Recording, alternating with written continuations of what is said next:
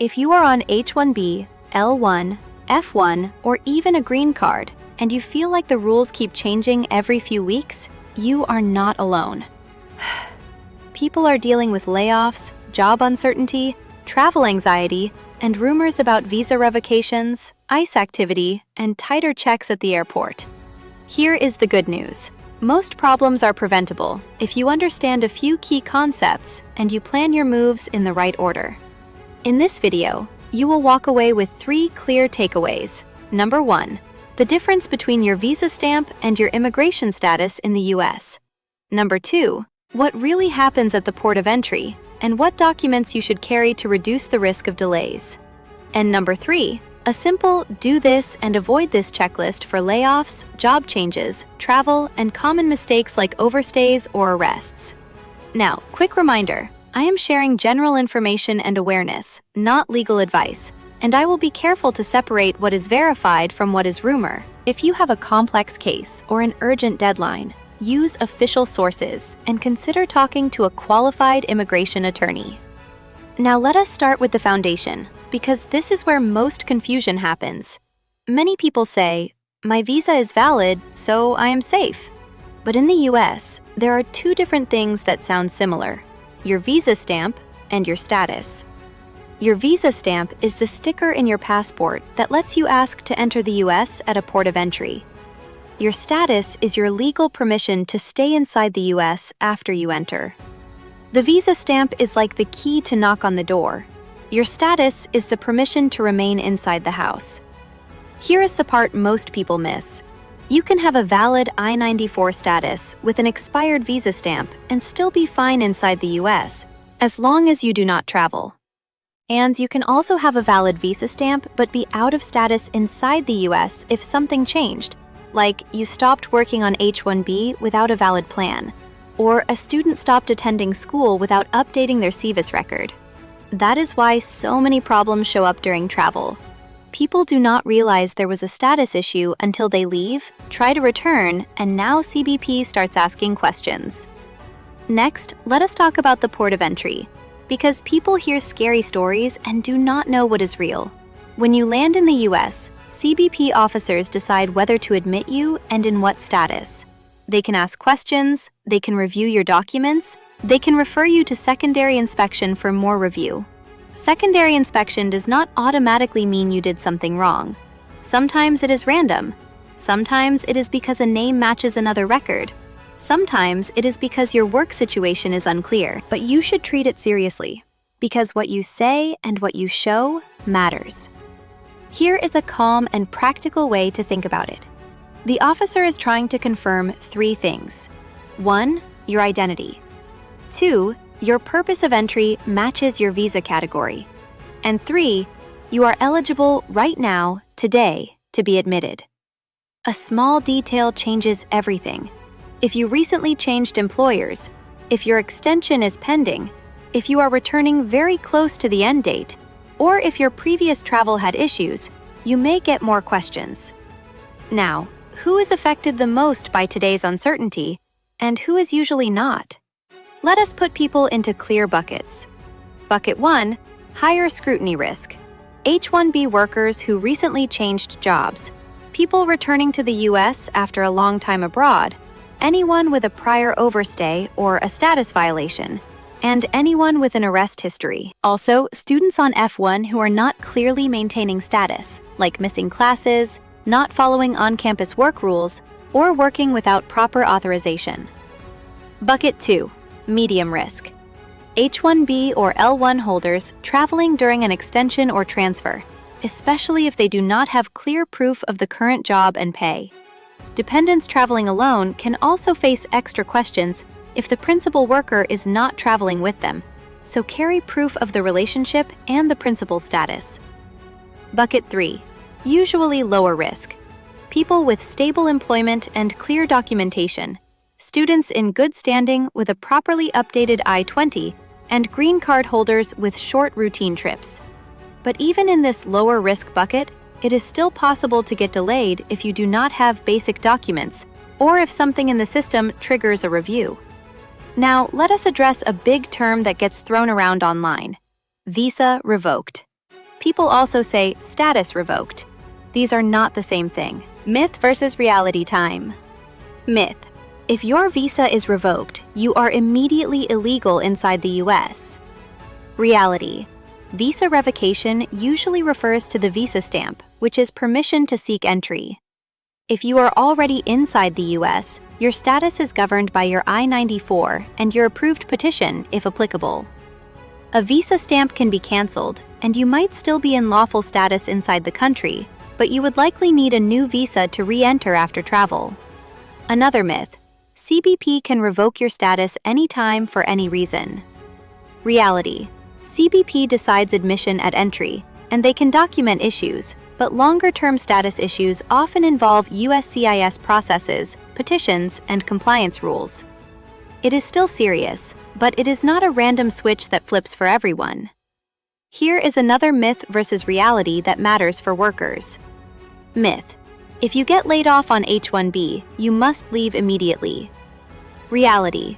There are options in many situations, but timing matters and you need to follow the rules. For example, some people may have a grace period after employment ends, or they may file a change of status, transfer, or other steps depending on eligibility. I am not giving legal advice here, but the point is, do not panic and book a one-way flight the same day. Instead, confirm your I-94 date, your last day on payroll, and what filings may be possible, and get professional guidance if needed. Now, why is this happening? Why does it feel like scrutiny is higher, and why are people nervous about fees, vetting, and enforcement? In most years, the pressure comes from a few predictable forces: high application volume, agency backlogs, and enforcement priorities that can shift over time. When processing slows, people end up traveling with pending cases or changing jobs under time pressure, and that creates more risk at the border. Also, the government has long used various forms of screening, including document verification and background checks. Social media vetting is a topic people talk about a lot, but here is what we can say carefully. Officers can ask questions based on information available to them, and they can review what you present. Policies around screening can evolve, and different ports of entry can feel different in practice. So the safest approach is not to guess which airport is easy. The safest approach is to travel with complete documentation and keep your story consistent and truthful. Here is the part most people miss. The biggest risk is not an officer being strict. The biggest risk is you being unprepared, giving inconsistent answers, or carrying documents that do not match your current situation.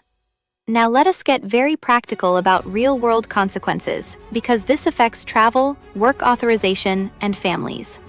Scenario 1. You are on H-1B, you changed employers recently, and you travel to India for a family event. You come back with a visa stamp that looks valid, but you do not carry your updated approval notice, or your new employment verification letter, or your pay stubs are missing because payroll just started. At the airport, the officer asks where you work. You say the new company. The system shows older information. Now you are sent to secondary. This can still end fine, but it can mean hours of delay, missed connections, and a stressful day.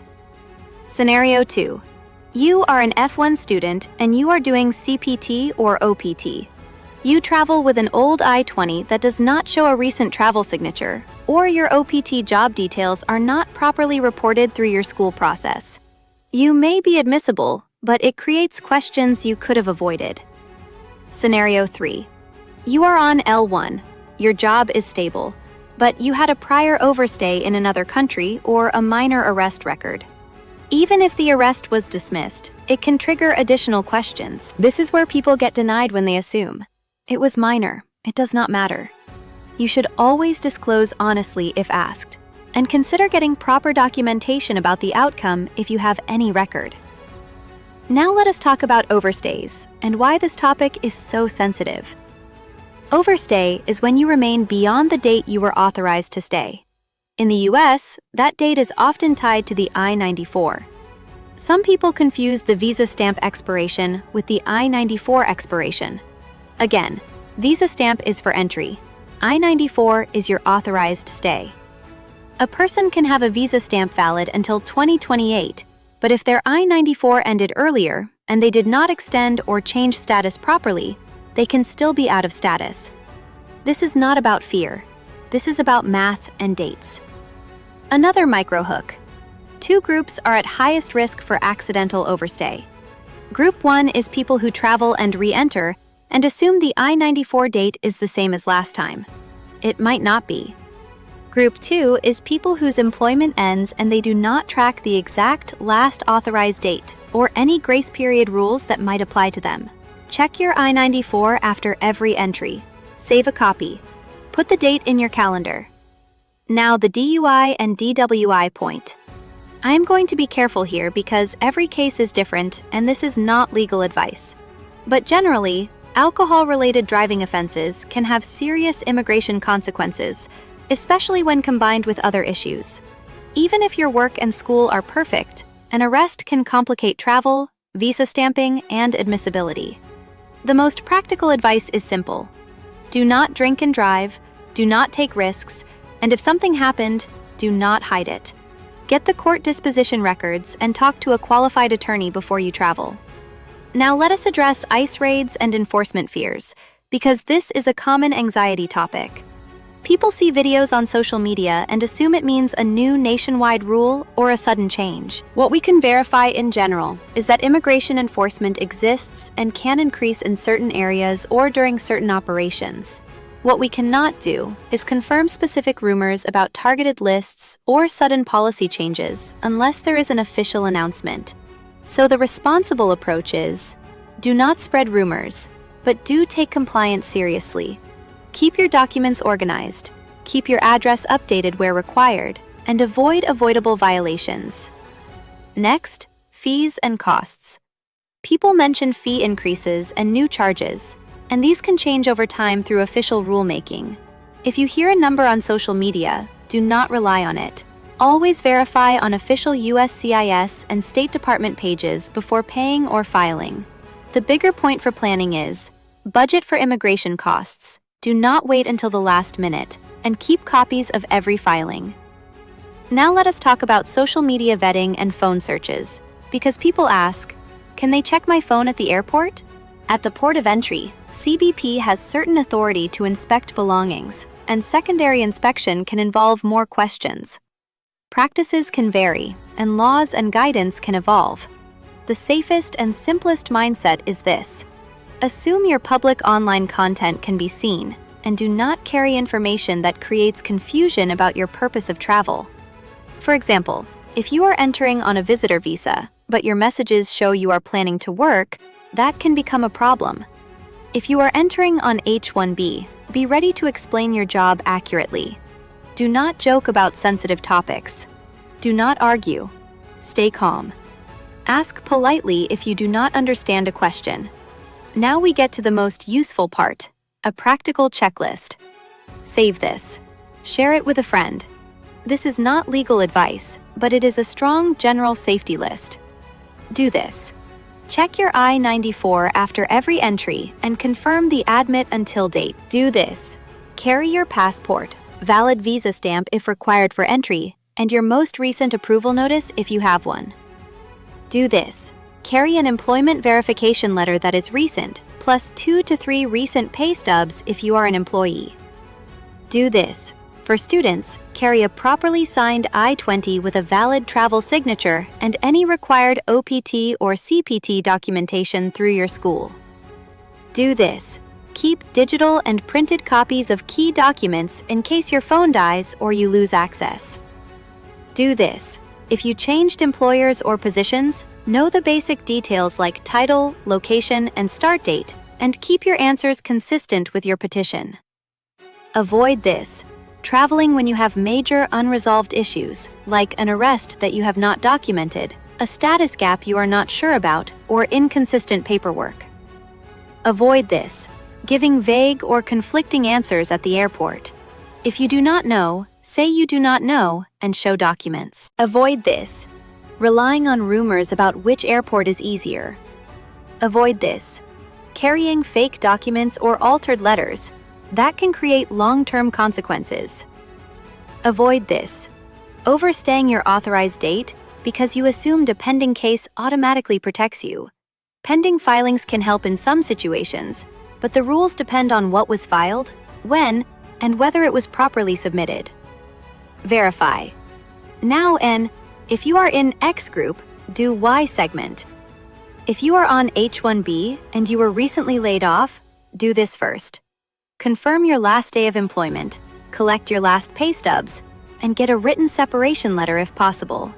Then, before you travel, understand whether you are in a period where travel could complicate your next steps. If you are an F-1 student and you lost a job during OPT, do this. Immediately talk to your designated school official, understand any reporting requirements, and track your unemployment days carefully. Do not wait until the end of the month. Another hook. This is where people accidentally fall out of compliance without realizing it. Now, 2 example scenarios to make this real. Example scenario number 1. Priya is on H-1B and her employer starts layoffs. She gets a new offer quickly, but she also has a wedding in India in 2 weeks. She thinks, I will travel and handle the transfer later. But then she learns that traveling during certain pending filings can create complications, depending on what is filed and her current status.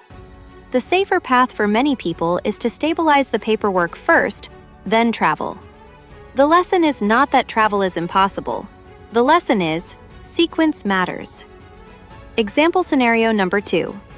Arjun is on F-1 OPT. He is working, but he forgets to update his address and job details through the proper school process, and his I-20 travel signature is old. He travels, returns, and gets sent to secondary. He is eventually admitted, but the stress was avoidable. The lesson. Students should treat DSO updates like a deadline, not an option. Now, what could happen next? Here are the watch points without panic. Watch point 1. Processing times and backlogs. When USCIS and consulates get slower, more people travel with pending cases or delayed documents. That increases border questions. Watch point 2. Employer behavior and the job market. Layoffs and hiring freezes can create sudden status transitions. Plan earlier than you think you need to. Watch point 3. Guidance updates. Sometimes agencies clarify document requirements or update web pages. Always check the official sites right before you travel, not just months earlier. Watch point 4. Misinformation. Viral clips can exaggerate isolated incidents. Use reliable sources and verify. Watch point 5. Personal risk factors. Prior overstays, prior denials, arrests, and inconsistent filings make everything more sensitive. If any of those apply, take extra care and get qualified help before you travel. Let us wrap this up with a calm recap. 1. Understand visa stamp versus status. Visa is for entry, status is for staying. 2. The port of entry is about verifying who you are, why you are coming, and whether your documents match your situation today. 3. The most affected groups are people with job changes, pending filings, unclear student compliance, prior overstays, or arrest history. 4. Overstays often happen by confusion about I-94 dates, so check it after every entry. 5. Your best protection is preparation. Carry the right documents, keep records updated, and do not make last-minute travel decisions during unstable status periods. You do not need to panic, but you do need a plan.